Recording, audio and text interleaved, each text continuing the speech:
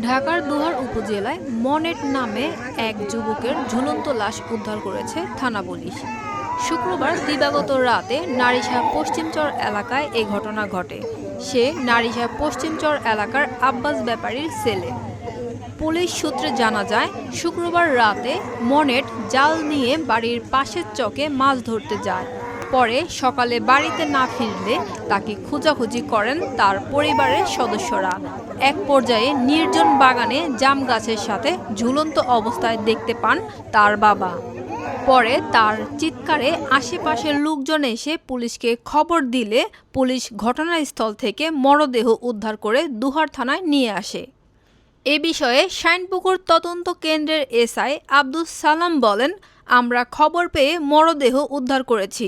এই ঘটনায় একটি অপমৃত্যুর মামলা প্রক্রিয়াধীন রয়েছে।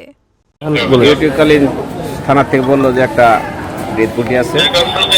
আমি জিজ্ঞাসা কীভাবে, বললো যে স্যার ফার্স্টে মারা গেছে। তাৎক্ষণিক অফিসার ফোর্স নিয়ে আসলাম, এসে দেখলাম গলায় আঘাতের চিহ্ন আছে। তো তাৎক্ষণিক আমি বললাম নিচে পড়া কেন?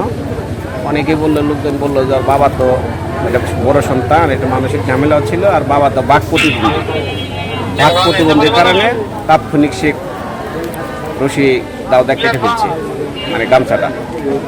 গামছার কথা ভেবে ধারণা করা যাচ্ছে তার বাম গলার বাম সাইডে অবশ্যই আঘাতের মানে রশির দাগ আছে, তো গামছার দাগ আছে।